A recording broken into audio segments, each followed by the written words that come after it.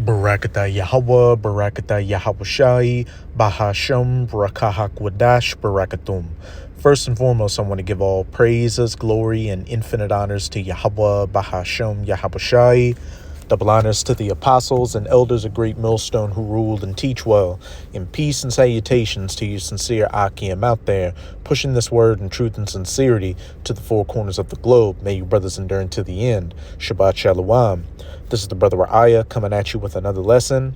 And in this lesson, I'll be profiling a little bit of this video from Redacted's YouTube channel titled Trump's Cabinet Picks Are Looking Stranger by the Minute. And this is a fair use copyright disclaimer. I do not own any of the footage in this clip, nor do I stand to gain from it monetarily. It is simply for educational purposes.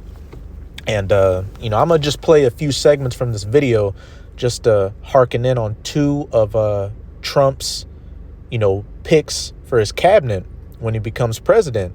And, hey, it's perfectly lining up with the agenda we've been seeing with these, presidents in the past. That's because, you don't elect a president, you select a president, and they all get their marching orders from the elites, the hidden hand, such as the Rothschilds and the Rockefellers to fulfill, their agendas, that NW0. But first and foremost, it's all through the will of Yahweh Bahashem Yahweh Shai to fulfill his prophecies, his words. But before I get started, I'm going to start it off with Revelation chapter 13. I'm going to read verses 11 to 12. And I beheld another beast coming up out of the earth, and he had two horns like a lamb, and he spake as a dragon. And, those two horns like a lamb are going into this bipartisan or two-party system that the United States of America has, Republican and Democrat. But as it says, they're two horns like a lamb, but they spake as a dragon. They're attached to that dragon, or as that saying that's been going around goes, two wings of the same hateful bird.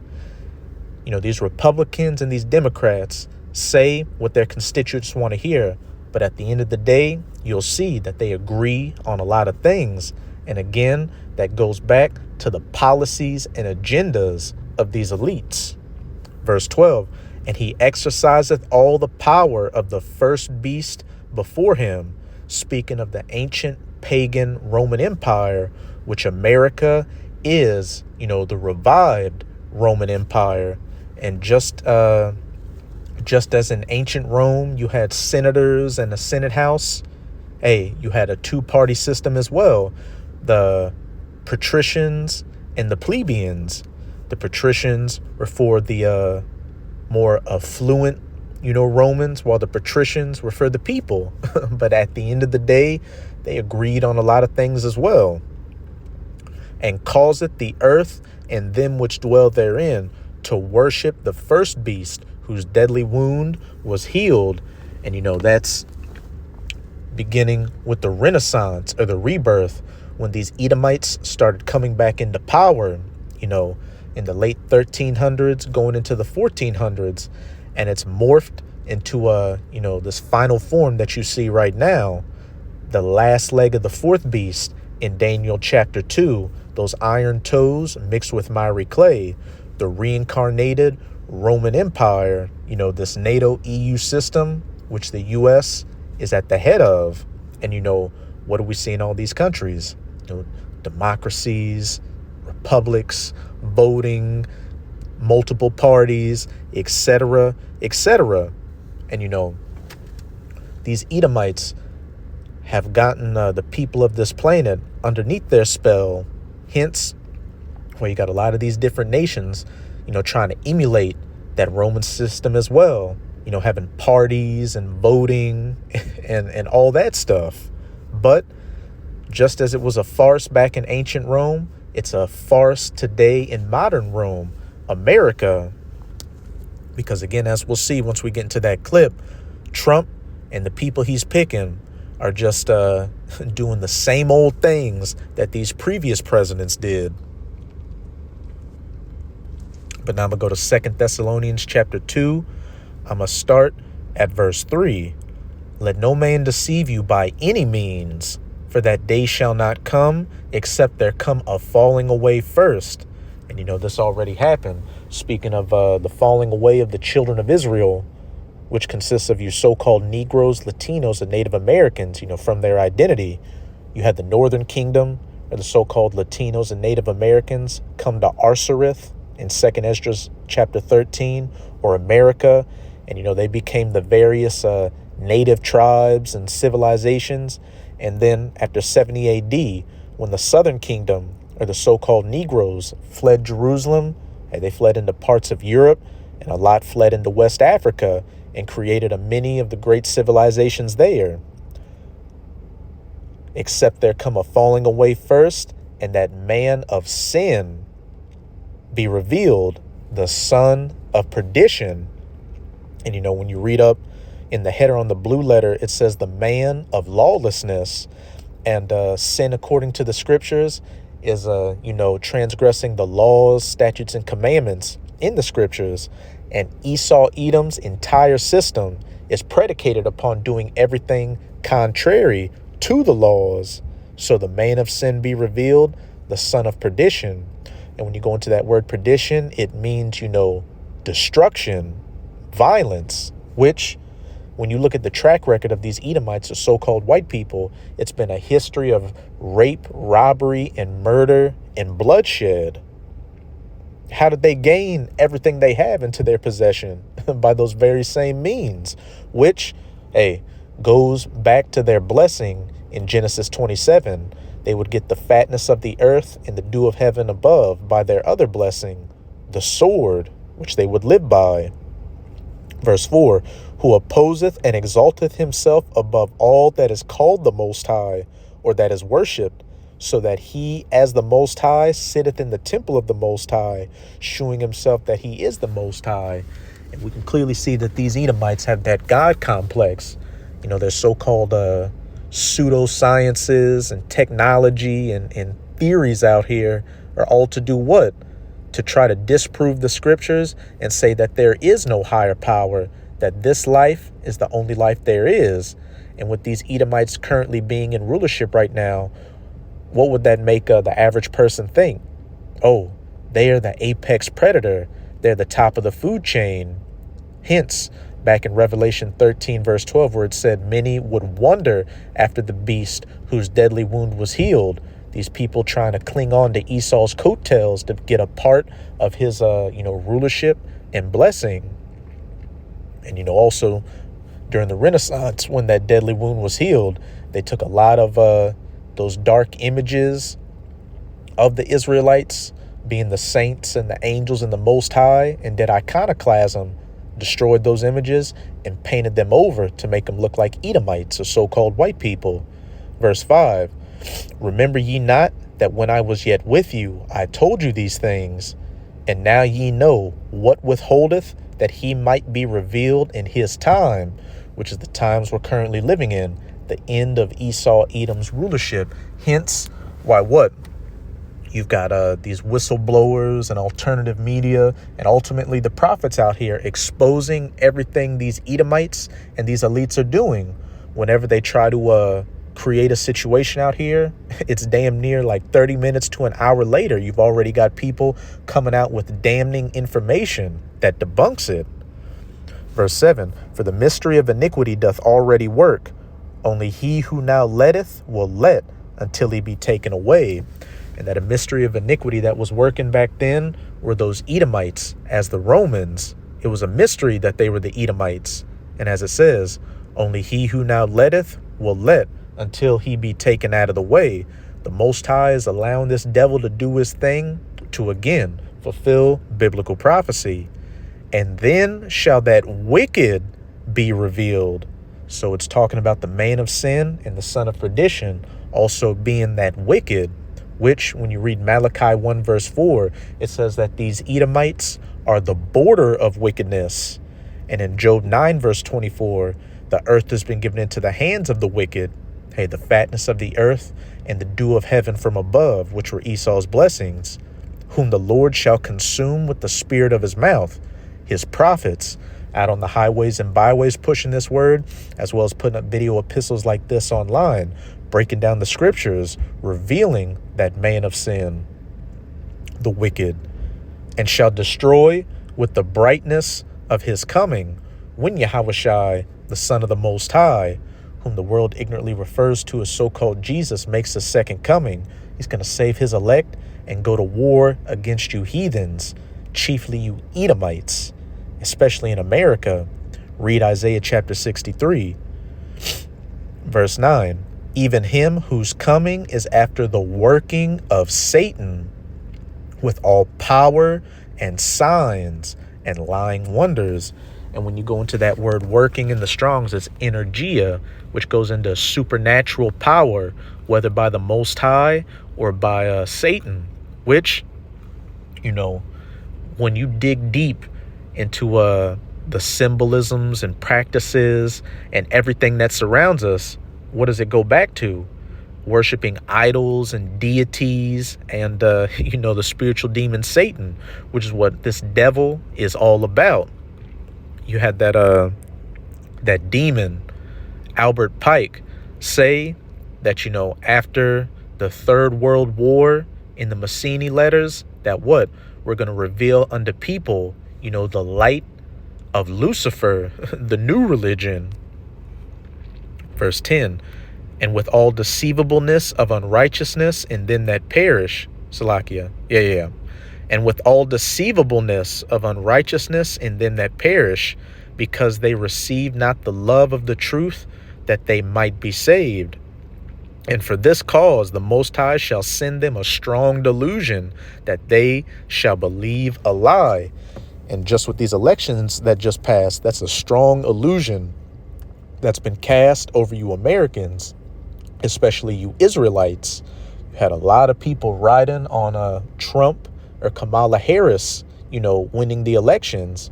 But as we read back in Revelation 13, verse 11, they're two horns of a lamb, but they spake as a dragon, two wings of the same hateful bird. It doesn't matter what they tell their constituents. At the end of the day, they're going to fulfill the agendas of their paymasters, the elites.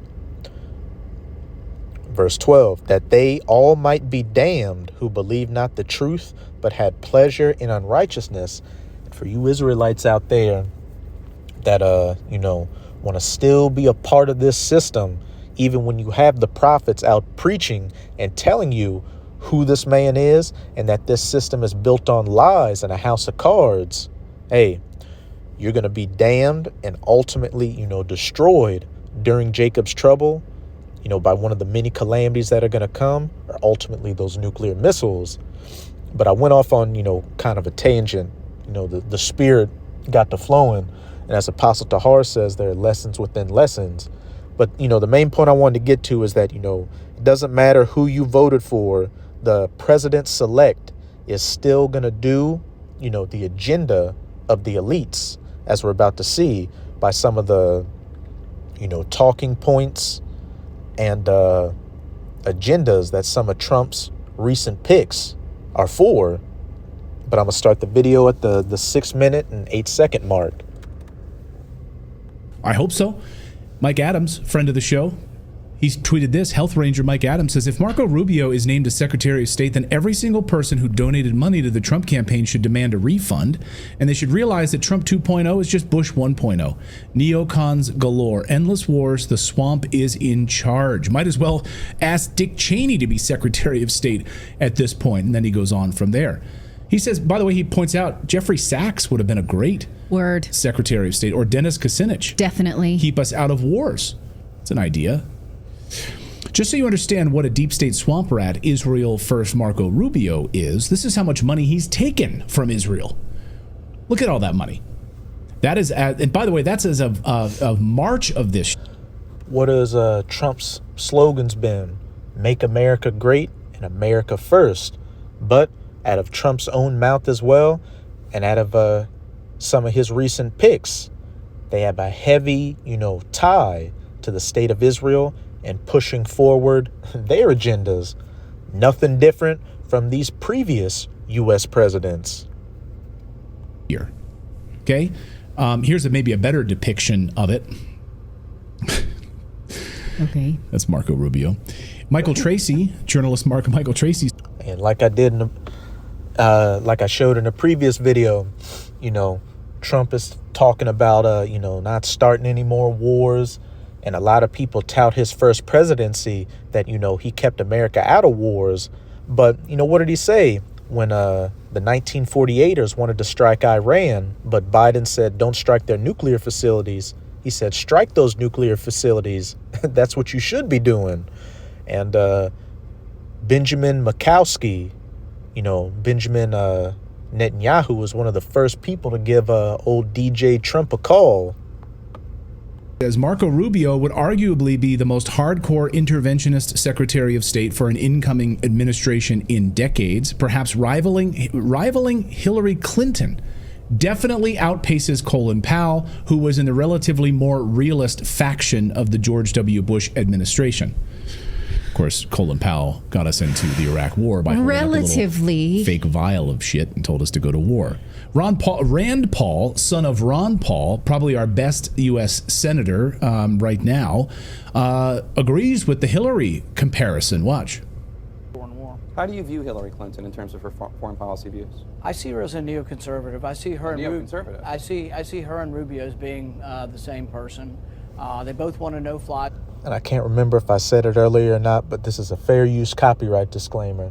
I do not own any of the footage in this clip, nor do I stand to gain from it monetarily. It is simply for educational purposes. They both have supported activity in Libya, the war in Libya that toppled Gaddafi, an intervention that made us less safe. They both have supported pouring arms into the Syrian civil war, a mistake that I think allowed ISIS to grow stronger. And they both have supported the Iraq war. So, I mean, what's the difference? So, what's the difference between Marco Rubio? What's the difference between Marco Rubio and Hillary Clinton? No difference, because those are those two horns like a lamb that spake as a dragon. What did they both advocate for? More war.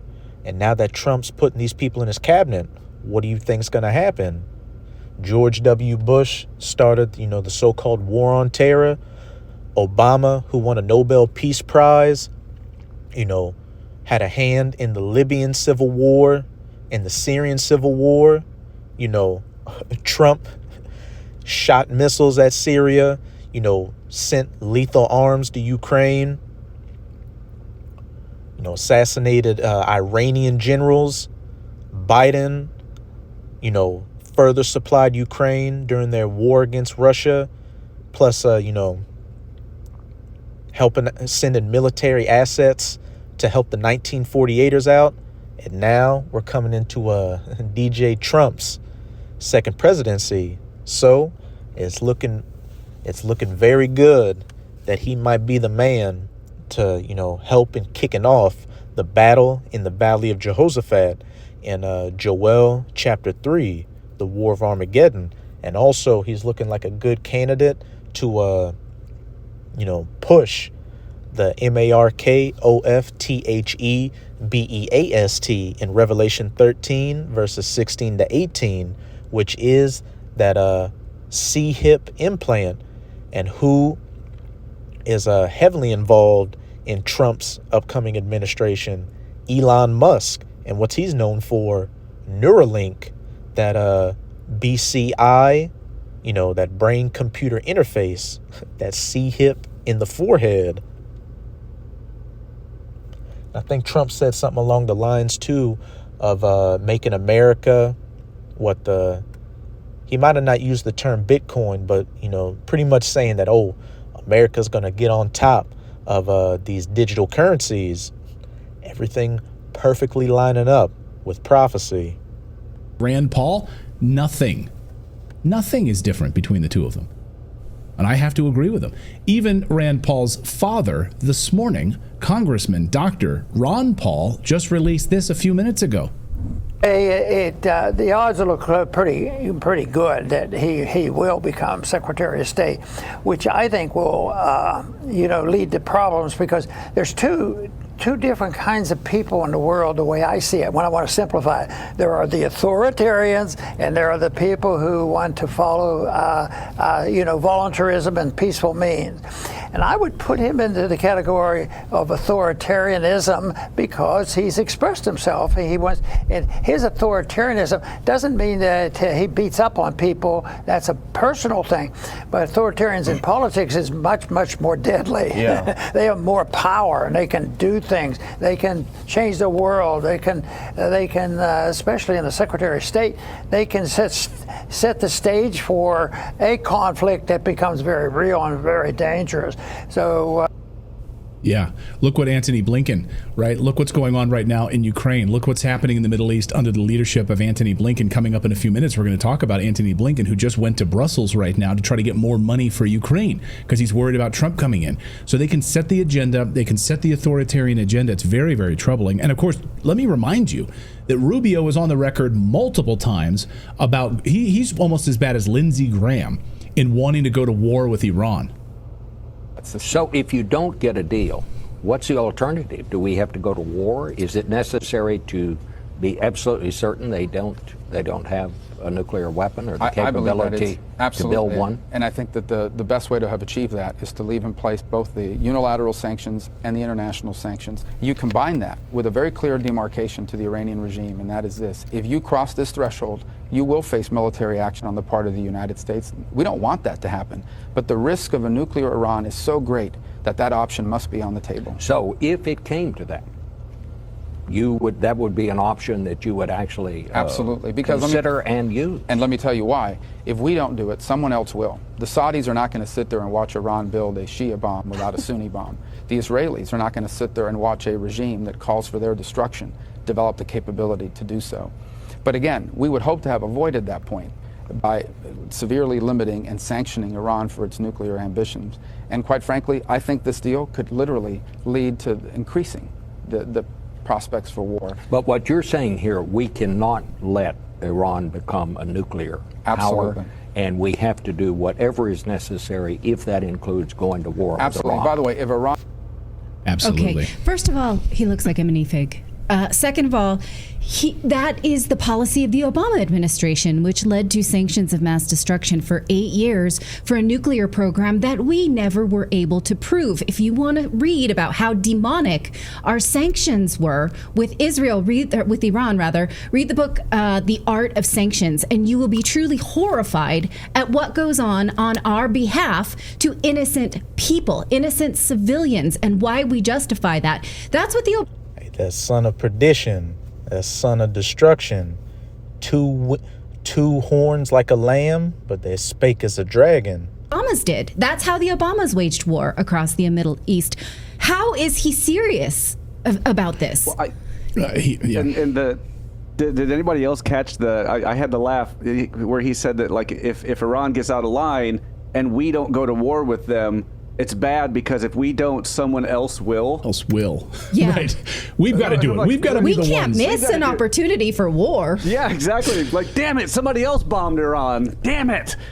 Shoot, we wanted to die for that cause. I mean, not me personally, but I wanted to send other people to die for that cause. I wanted that to be me. There's not drama in this. This is reality right now. If he picks Marco Rubio, you can expect a much more hawkish foreign policy. And, you hear reports that, no, he'll listen to Trump on why would you put a neocon in there who's not aligned with your beliefs to end these wars? Why would you choose a Marco Rubio? That's it for that segment. But wait, there's more. I'm going to go to about the 14-minute mark. Okay, let's look at another appointment because Trump confirmed this disturbing pick just hours ago. He says he is happy to announce that Congressman Mike Walz from Florida is appointed to serve as National Security Advisor. He is the first Green Beret to have been elected to Congress, and now he has also previously served in the White House and the Pentagon. So he is a Republican, Mike Walz, but he has said many times that his goals are to put Israel first. He once boasted that Donald Trump is the best president for Israel, and now he's National Security Advisor. So that would be great if he was National Security for Israel, but how can you have alliances like this and represent the United States? This was posted just a few months ago during the campaign, and it's worth reminding us where his priorities are. President Trump has been the best president for Israel and for the Middle East in our lifetime. ISIS defeated, Soleimani dead, Baghdadi dead, Iran was broke, the terrorist proxies were all complaining they were out of cash. He told China, you keep buying from Iran, you can't buy from us. We've passed sanctions. Schumer won't take them up. You want to talk about election interference? Schumer's interfering with Israel's elections. We have to get President Trump back in as the commander-in-chief. The Jewish community needs it. The world needs it. America needs it. And I just want to take a moment to salute you and thank you. It is relatively cheap and easy to yell at the television, argue with your liberal relatives over Thanksgiving, and post on social media. Get out there, roll up your sleeves, donate your time, donate your treasure, and let's take America back, and let's stand shoulder to shoulder with the greatest ally we've ever known, the state of Israel, as we fight evil all over the world. I thank you. I salute you. And do a little homework and look up the history of how the current state of the 1948ers was set up. Look up something called the Balfour Declaration, which I believe it was Nathaniel de Rothschild, who's a 1948er himself, had a hand in, getting the British Empire to help set that up. And then after World War II, they officially established the 1948er state. Let's fight and win. But, I say with this video, so as we can see, it looks like that honeymoon period with DJ Donald Trump didn't last too long. He's, getting on board with the same agenda that these previous president-selects have been, to fulfill the will of the elites. Yeah, but ultimately, it's fulfilling the will of Yahweh Bahashem Yahweh Shai. And, the main point that Marco Rubio and this guy Walls was talking about was what? Support for the 1948ers and stopping Iran. Let's X some of this out. This is Jeremiah chapter 50, verse 45. Therefore, hear the counsel of Yahweh that he hath taken against Babylon, Babylon the Great, the virgin daughter of Babylon, the United States of America, and his purposes that he hath purposed against the land of the Chaldeans. And the Chaldeans back in ancient Babylon were their sorcerers and priests and the higher ups in society. And America is an occultocracy, as it said back in 2 Thessalonians chapter 2, that the wicked whose coming is after the working of Satan. Hey, these elites, these politicians, and these higher ups, including Donald Trump, hey, they indulge in that occultism. Surely the least of the flock shall draw them out. And that least of the flock is speaking of the 1948ers who, hey, they're going to do something to foment a war against Iran. And when they do that, who's going to come in on their side? The United States of America, Babylon, and it's also going to draw out on the side of Iran, Russia, China, and her other allies. Surely he shall make their habitations desolate with them. This is Joel chapter 2, verse 20. But I will remove far off from you the northern army, the North American army, the United States military, and will drive him into a land barren and desolate, like a desert, the Middle East, Western Asia, with his face toward the East Sea. And when you go to a map of the Middle East, Saudi Arabia is going to be the main, area of this battle, which the U.S. has a heavy military presence in Saudi Arabia, and they've used Saudi Arabia to launch all their campaigns in that region. With his face toward the East Sea, And to the east, you have the Persian Gulf. And what's above that? Iran. And to the northeast, you have the Tigris and Euphrates rivers in Iraq, which the U.S. also has a presence in. And his hinder part toward the utmost sea, or behind him, the Red Sea, which the U.S. Navy has been battling the Iran-backed Houthi, rebels in. And his ill savor shall come up and his stink shall come up, and his ill savor shall come up because he had done great things. And when the least of the flock draws in Babylon and these other nations into that war, it's going to play into the bigger battle in the Valley of Jehoshaphat, and there's going to be a great slaughter of U.S. military personnel and these other heathens' militaries in that region, causing that stink from dead bodies to come up. But now I'm going to close it out in Joel chapter 3, verse 9. Proclaim ye this among the Gentiles, the heathen Gentiles, prepare war with Iran, World War III, the battle in the Valley of Jehoshaphat. Wake up the mighty men, let all the men of war draw near, let them come up. And the U.S. under Biden has been sending a lot of military assets to that region. And with these new picks by DJ Donald Trump, it looks like they're going to get even more entrenched in that region and drawn down into there, which in turn is going to have, Iran's allies put more of their assets into that region. Beat your plowshares into swords and your pruning hooks into spears. Let the weak say, I am strong, which we've seen over these last couple of months with Iran's, first ever military strikes on the land of the 1948ers proper. Assemble yourselves and come, all ye heathen, and gather yourselves together round about. Thither cause thy mighty ones to come down, O Yahweh. Let the heathen be wakened and come up to the valley of Jehoshaphat, which in the Hebrew is Yahweh's Shaphat, or Yahweh's judgment. For there will I sit to judge all the heathen round about. That his stink shall come up and his ill savor shall come up because he had done great things. When you read the first couple of verses of this chapter, the ultimate reason these heathens, especially these Edomites, are being gathered into that region for that war is to be judged by Yahweh Bahashem Yahweh Shai for all, the afflictions they put upon the children of Israel. The transatlantic slave trade, the Reconstruction era after slavery, all that horror that took place, with Black Wall Street and Rosewood and those other race massacres, civil rights era, the war on drugs, all the way up until today.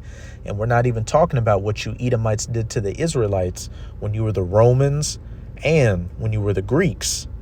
Put ye in the sickle, for the harvest is ripe. Come get you down, for the press is full. The fats overflow, for their wickedness is great.